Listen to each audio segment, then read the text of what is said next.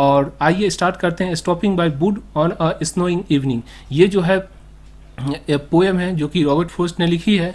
और देखिए बहुत ही सिंपल है, सारी पोएम में सबसे सिंपल पोएम मुझे जो है रॉबर्ट फ्रॉस्ट की ही पोएम लगी, stopping by woods on a snowing evening. देखिए, whose woods these are I think I no.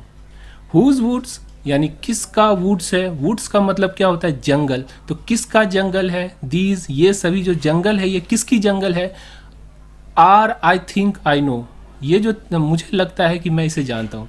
ये जो जंगल किसकी है, मुझे लगता है मैं उसे उस व्यक्ति को जानता हूँ।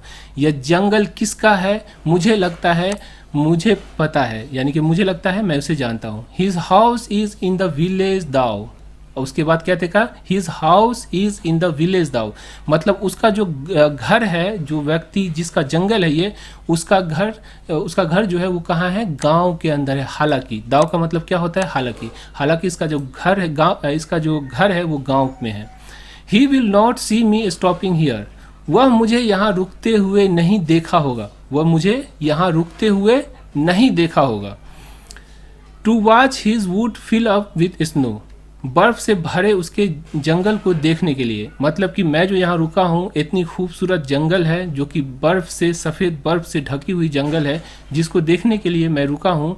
तो ये व्यक्ति जिसका ये जंगल है वो गांव में है और मुझे मालूम है, मुझे यकीन है कि उसने मुझे यहाँ पे रुकते हुए नहीं देखा होगा। My little horse must think it cure, cure का मतलब क्या होता है, my little horse must think it cure, cure का मतलब होता है बड़ी हैरत से। क्यूर का मतलब क्या होता है, क्यूर का मतलब होता है हैरत से, समझ में आ गया। क्यूर, QUER, क्यूर, क्यूर का मतलब क्या होता है, हैरत से।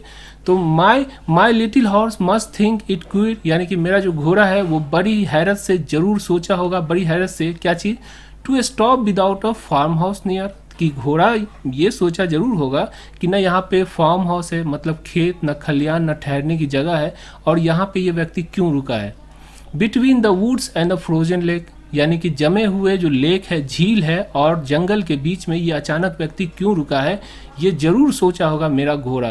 The darkest evening of the year, और वो भी जो डार्केस्ट इवनिंग मतलब कि सबसे अंधेरी जो है शाम, और साल की सबसे अंधेरी शाम में बिना कोई फार्म हाउस यानी कोई खेत खलियान के बिना यहाँ पे एकदम सुनसान जगह पे जो मेरा मालिक है वो क्यों रुका, इसके बारे में मेरा घोड़ा जरूर क्या करता होगा, सोचता होगा, हैरत करता होगा। मेरा नाटा घोड़ा जरूर हैरत से सोचता होगा वहाँ पर ठहरना जहाँ आस पास खेत खलियान भी न हो, जंगल और जमी हुई झील के बीच, साल की सबसे अंधेरी शाम को। तो ठीक है, आगे चलते हैं। He gave his harness bell a shake, harness का मतलब क्या होता है, ये जो उसके गला में जो ये बांधा हुआ काला रंग का जो ये बांधा हुआ रहता है, इसको हार्नेस कहते हैं। तो इसमें एक बेल लगा हुआ था, मतलब एक घंटी लगी हुई थी, जिसकी वजह से क्या हुआ कि ये जो घोड़ा है उसने शेक किया। शेक करने का मतलब क्या हुआ कि अपनी गर्दन को हिलाया।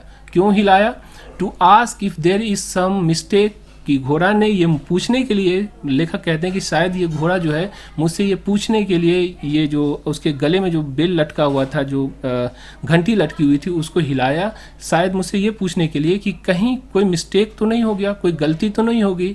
The only other sound the sweep of easy wind and downy flake, यानी कि वह घोड़ा अपने लगाम की घंटी को हिलाता है, मानो जैसे पूछ रहा हो क्या कोई भूल हो गई है, और दूसरी आवाज़ में सिर्फ शोर है। मतलब कि घोड़ा कहता है कि एक तो घंटी के, लेखक कहते हैं कि एक तो घंटी की आवाज़ है, और दूसरी है कि उड़ती हुई जो हवा है, जो ठंड की जो उड़ती हुई हवा है, और कोमल गिरती हुई बर्फ़ की जो परत से जो आवाज़ आ रही है, ये दो ही आवाज़ है। एक कोमल गिरती हुई बर्फ़ की परत पर बर्फ़ जो गिर रही है वो, और हवा की जो आवाज़ है, और एक जो है मेरे घोड़े की घंटी की आवाज़ है।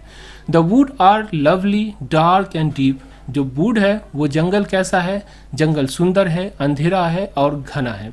But I have promise to keep, लेकिन मेरे कुछ वादे हैं जिसे मुझे पूरे करने हैं।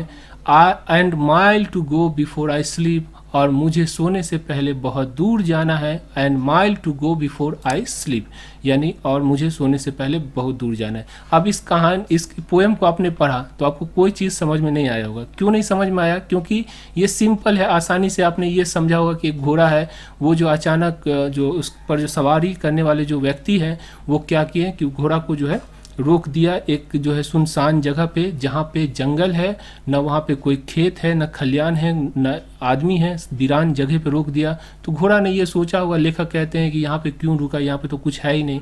उसने जो है घंटी बजाकर जो है जो लेखक है उससे ये पूछने की कोशिश की, मानो जैसे कि क्या आपने कोई गलती कर दिया, आप रास्ता भटक गए हैं, है ना। तो ये चीज़ आपको समझ में आया, लेकिन इसका मतलब क्या हुआ? देखिए, इस पोयम के अंदर लेखक जो है रॉबर्ट फ्रॉस्ट ये समझाने की कोशिश करते हैं कि मैं एक जगह से जा रहा था जहाँ पे एक बहुत ही सुंदर नज़ारा था, घना जंगल था, और जो है साथ में बर्फ़ जो है उस जंगल पे पड़ी हुई थी। तो दृश्य जो था बहुत ही सुंदर था, लेकिन क्योंकि मुझे कोई काम बहुत ज़रूरी था, इसकी वजह से ये जो सुंदर दृश्य है उस दृश्य को मैं देख नहीं सकता हूँ। मुझे एक वादा है, एक प्रॉमिस है जिसको हमें पूरा करना है।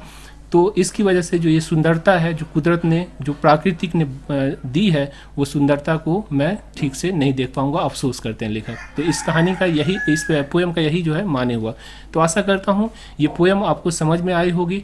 अगर आप बिहार स्कूल एग्जामिनेशन बोर्ड के टीचर हैं या स्टूडेंट हैं तो एप्लीकेशन को ज़रूर डाउनलोड कर लीजिए। साथ में ये जो किताब है रेनबो स्नैपशॉट पार्ट 1, इस किताब को जरूर परचेज कीजिए। इसमें सारी चीज़ आपको क्वेश्चन आंसर समरी ऑब्जेक्टिव ये सारी चीज़ के अंदर दी हुई है। Thank you so much for watching coherent English classes.